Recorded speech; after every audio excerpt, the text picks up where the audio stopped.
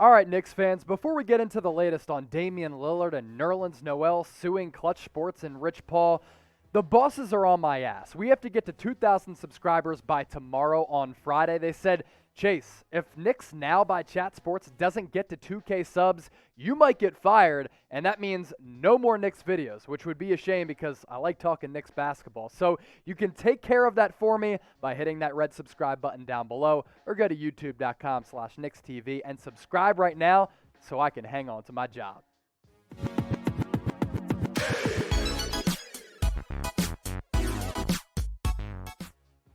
Welcome into New York Knicks Now by Chat Sports. I'm your host, Chase Senior. Hit me up on Twitter and Instagram at Chase_Senior to talk all things Knicks. Let's get into the latest on Damian Lillard because some interesting tidbits are coming out from things that he said as well as some of the top reporters out there covering the NBA. Damian Lillard on Instagram Live said, quote, "I'm not leaving Portland right now at least." So that opens up the door for us to continue to talk about some possible Damian Lillard trade rumors, a Damian Lillard trade to the New York Knicks, because Dame at MSG in the Mecca would be straight up lit. He also addressed some of these trade rumors and all of this speculation that's happened during the NBA offseason and while he was playing in Tokyo for the Olympics, while playing in an alumni game at Weber State. And recently, CJ McCollum, Dame's teammate, said on the Woj pod with Adrian Wojnarowski that he expects Damian Lillard to stay in Portland to at least start the season.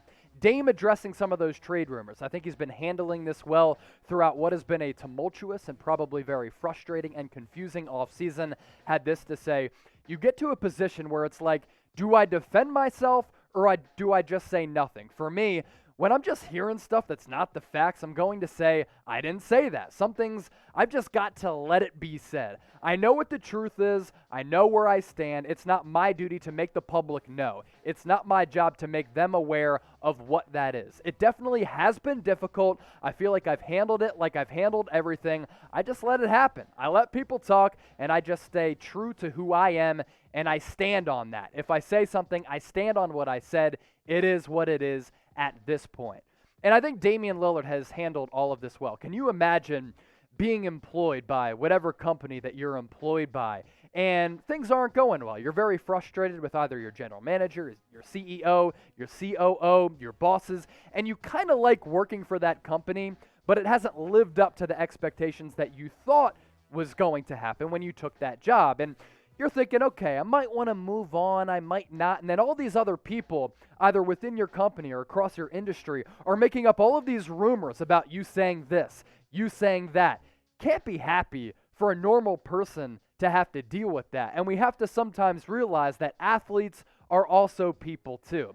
My prediction for Dame, I think he starts the season with the Trailblazers. You read the tea leaves here with everything that he said, as well as CJ McCollum. McCollum obviously has a really good relationship with Dame, and it leans toward Dame staying with Portland to at least start the season. But I think that if the Trailblazers get off to a rocky start this upcoming season, we go into the NBA trade deadline and the Trailblazers aren't in the playoff race in the West, that's when Dame might request a trade, and then the Trailblazers might realize, hey, we got to get rid of this generational superstar. We have to rebuild, and if he's not healthy, let's get a haul back and trade away Dame. So do you think Dame will get traded prior to the season? Let me know, Knicks fans. Type Y for yes, type N for no. Get those votes in the comment section. As for what Sam Amick of The Athletic reported on Dame recently, he was on a podcast with Howard Beck, and these are two guys who are two of the top basketball reporters when it comes to the NBA. So when they say things, I take stock in that. You trust it. Bottom line, Sam Amick said, I don't think Dame looks out there and sees a place that he wants more than what he currently has in Portland that he sees as feasible, because he knows that he's in total control right now. He's under contract for several more years. And for the Knicks, if they wanted to absorb his salary, it'd certainly be a large salary. You got to pay for what you get, right? And you pay for quality in life, whether it's on the basketball floor or elsewhere. Dame's contract over the next several seasons, $39+ million this upcoming season. Then it goes up to 42.4, 45.5 after that, then up to 48.7 in 2024, 2025. Some concerns about the back half of that, but Dame has really been aging well. 30 years old right now. I still think he has a lot of prime years left. Nick Friedell, he kind of threw some gasoline on the Damian Lillard to the Knicks rumor meter by saying this. ESPN polled and asked some of their top basketball reporters about some of their predictions going into 2021-2022. Friedell said this: "I'm still banking on Lillard landing with Coach Tom Thibodeau and the New York Knicks eventually. It might not happen for a while, but the marriage between Tibbs and Lillard would be interesting to watch. So with the chance to see Lillard play at Madison Square Garden with a point guard he looked up to as he was entering the league in Derrick Rose."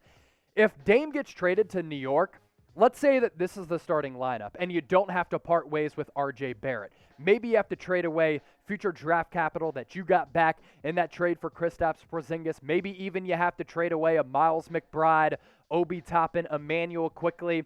If you want Dame, you're going to have to give up a lot. And this would be the starting lineup with Dame if you don't part with Barrett. Dame, Fournier, Barrett, Julius Randle, Mitchell Robinson. I think it would make the Knicks a fascinating team in the Eastern Conference. So speak up, get into the comment section, and sound off right now. What would you give up for Damian Lillard in a trade? Let me know down below and put those trade packages together. Get those comments in the comment section. We pivot from Dame to Nerlens Noel.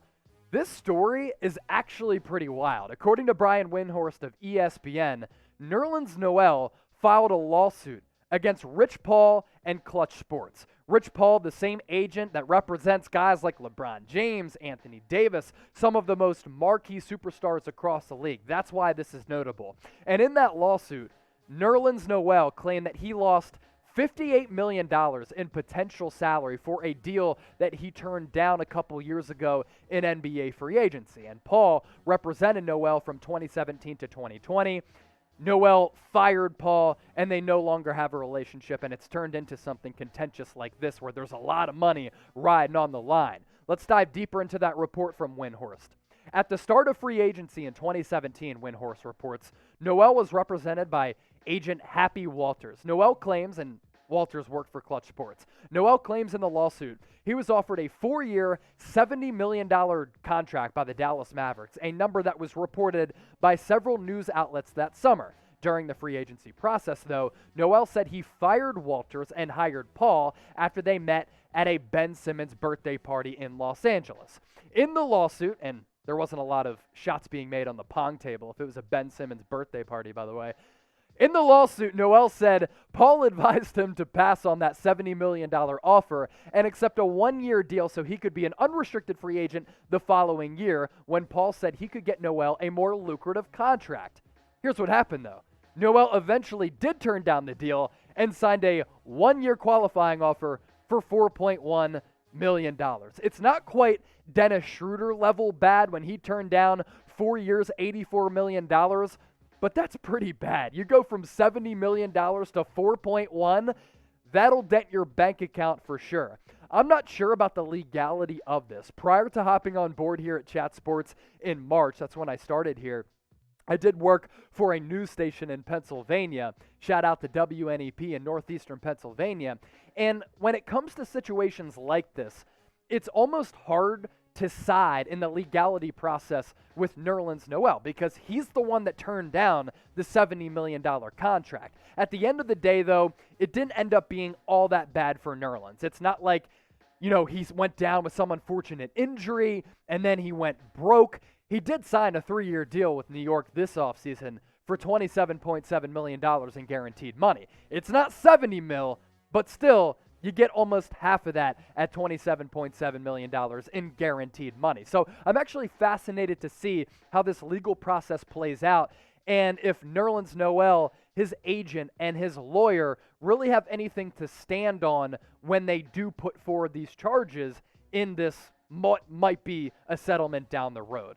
So one-word reaction to this lawsuit, I'd say fascinating, because I'm not sure how it's going to play out. Let me know your one-word reaction in the comment section down below and get those one words in the comment section. Before we dip on out of here, subscribe to Knicks Now. We got a channel that we launched a little more than a month ago here, And we're approaching 2,000 subscribers because Knicks fans are always showing out. We also have a name for the channel now. It's New York Knicks Now. So support us, support the brand, support the show, and hit that red sub button.